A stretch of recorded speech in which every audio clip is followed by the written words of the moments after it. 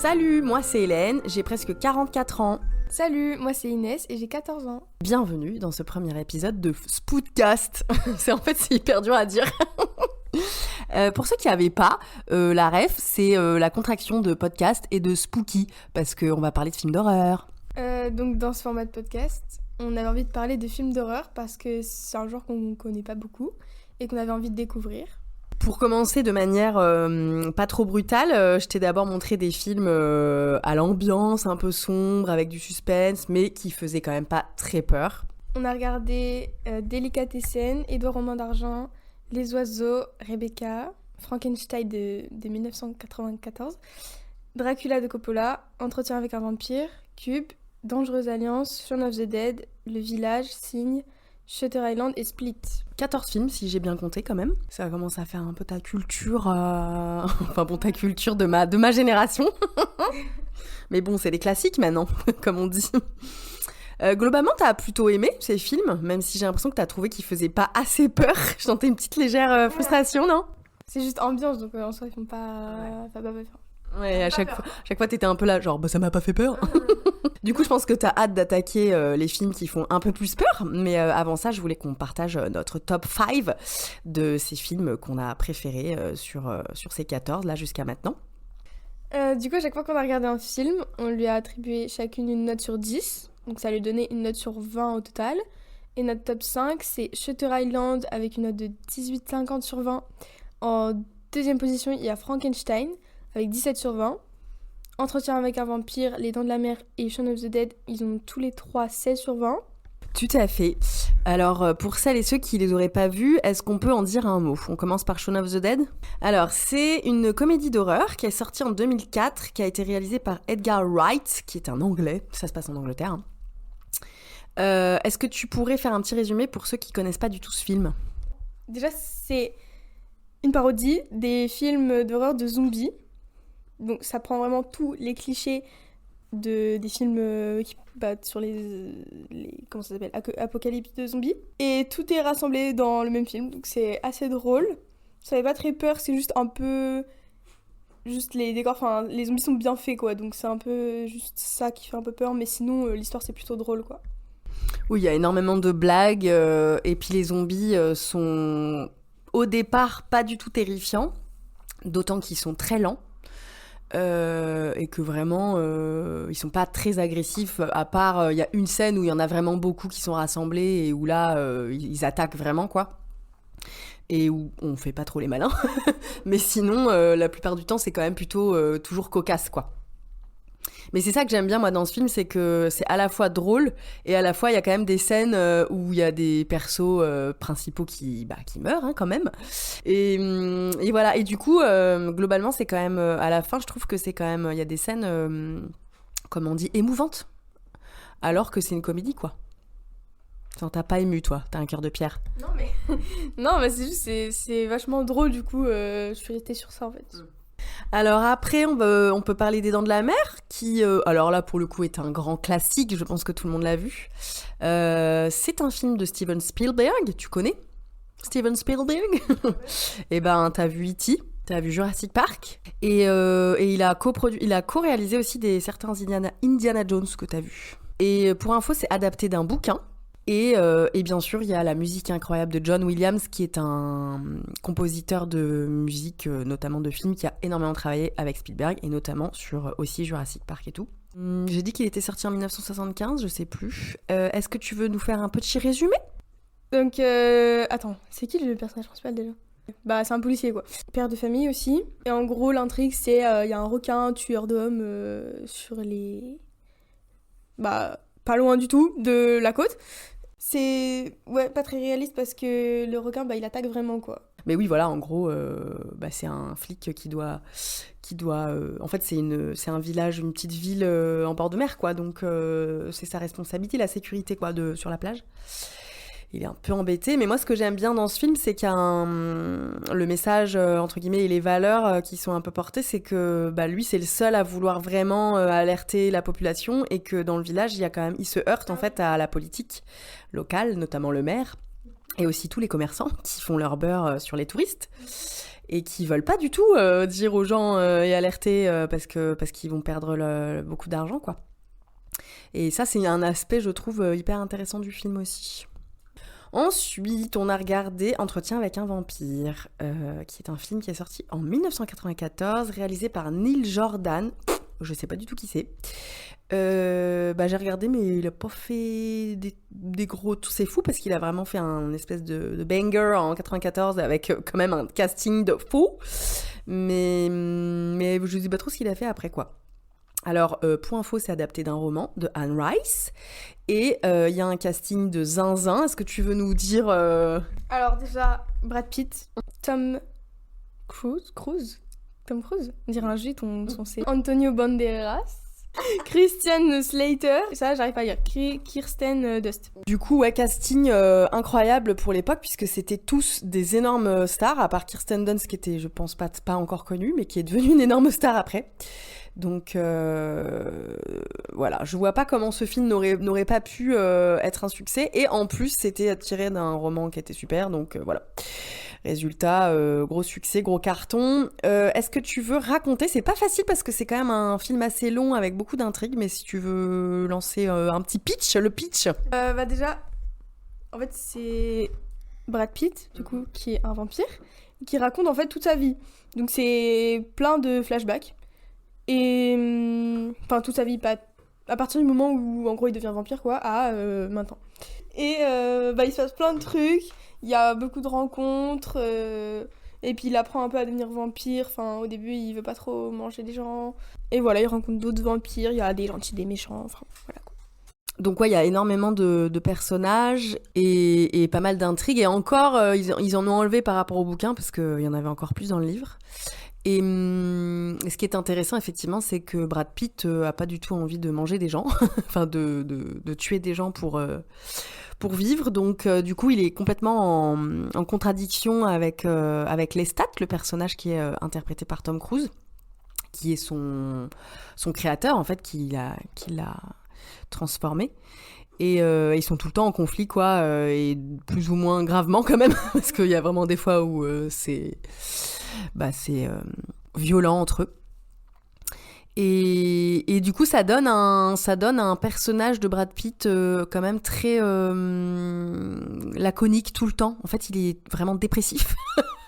Et il y a beaucoup de gens qui n'ont pas aimé justement sa performance. Alors apparemment, il y a des bruits qui courent comme quoi il n'aurait pas voulu jouer en fait dans ce film. Je crois que en fait il s'était engagé, puis après il avait plus envie, puis en fait c'était trop tard, il avait signé. Enfin bref, il y avait un délire comme ça, ce qui donne un peu justement cette impression qu'il a pas du tout envie d'être là. Mais ça colle à son personnage puisque son personnage est quand même un gros dépressif, donc ça passe. Voilà, qu'est-ce que t'avais envie de rajouter des trucs sur ce film ou on passe à Frankenstein? Niveau peur, ça avait pas très peur, c'est juste un peu l'ambiance parce que du coup c'est des vampires. Mais en soi, franchement, ça fait pas très peur, quoi. Bah après, il y a aucun film qui t'a vraiment fait peur des 14. Ceux-là, ils étaient vraiment... c'était un peu pour les fondations, quoi, avant de passer à des trucs un peu plus...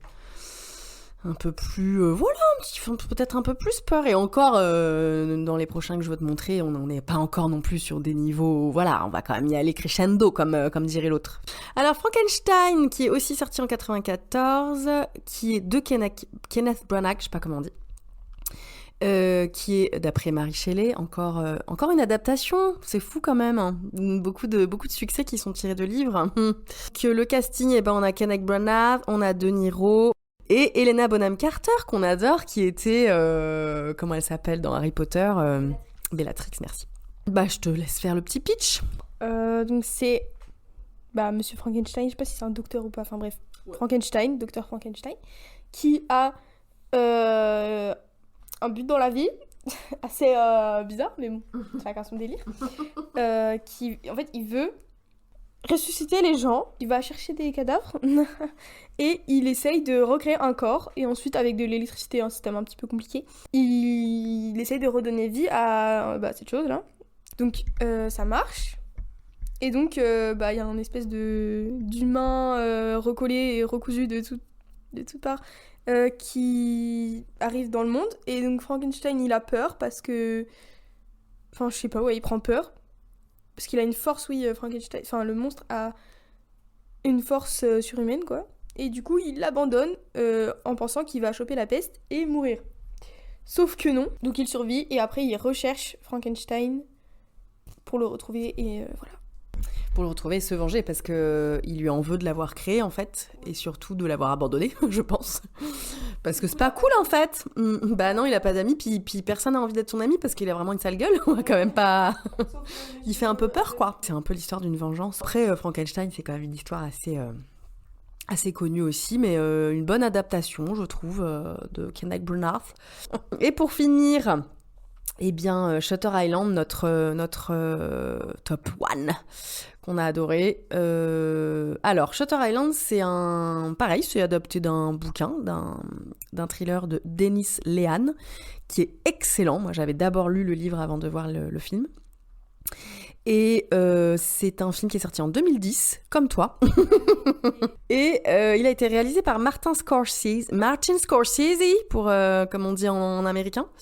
Qui est un réalisateur dont tu as certainement jamais entendu parler, et qui est pourtant très très très très connu, et qui a fait énormément de films, mais tu les as pas vus encore. Mais il a beaucoup joué, notamment avec Robert De Niro, qui jouait Frankenstein, enfin le monstre, et il a énormément fait jouer Leonardo DiCaprio, qui est dans ce film également, avec Mark Ruffalo et Ben Kingsley. Tu nous fais un petit pitch, hein? C'est donc un policier qui va sur une île parce que, en fait, c'est une île avec un asile pour les fous, mais c'est les fous les plus dangereux de tout le pays, toute la terre entière. Et donc, il y va parce que il a été appelé. Parce qu'une prisonnière, une patiente, pardon, s'est échappée. Et donc, il essaie de la retrouver. Et il découvre des trucs qui se passent là-bas. Enfin, il veut essayer de prouver un peu que c'est pas légal ce qu'ils font. Voilà, tout ça, quoi. On n'en dit pas plus, mais une ambiance... Moi, pourtant, j'avais lu le livre, déjà vu le film. Là, je l'ai re-regardé avec toi. J'ai fait des bonds. Il y a quand même genre deux jumpscares dans le film. J'ai vraiment, à chaque fois...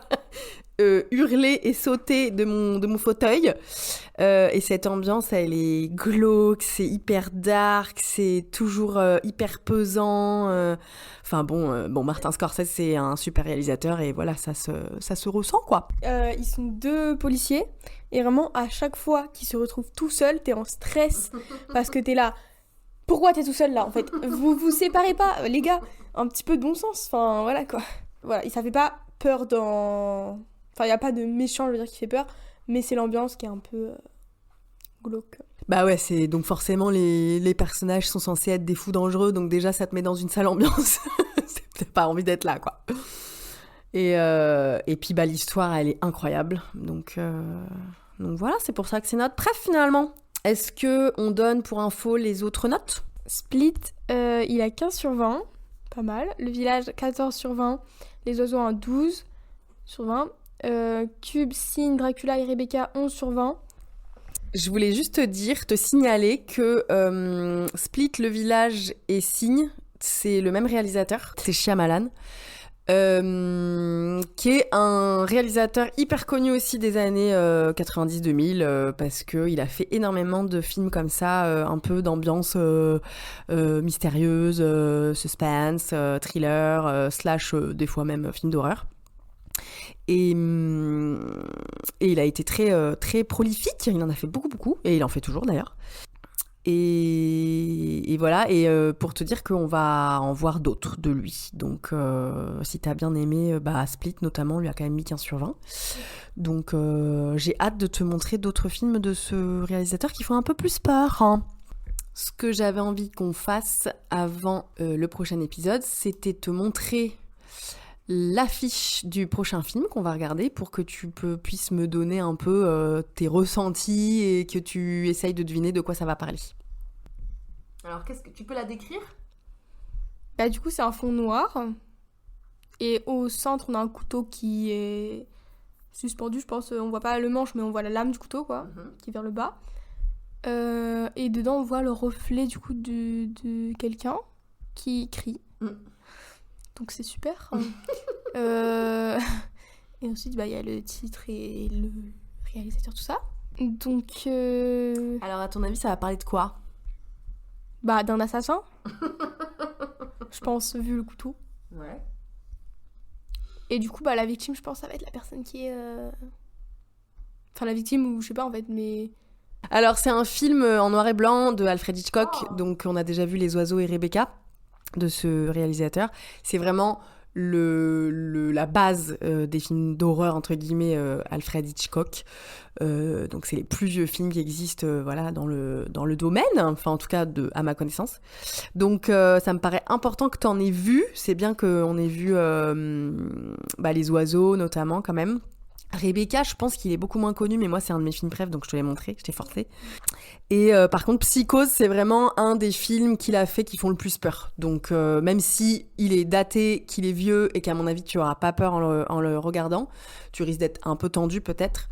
Mais par rapport à d'autres trucs que peut-être même on a déjà vu, je pense que ça fait pas hyper peur, mais c'est quand même vu qu'il est très classique et qu'il a été beaucoup... il a beaucoup inspiré d'autres réalisateurs de films d'horreur, je pense que c'est bien que tu le vois pour avoir un peu les références, quoi.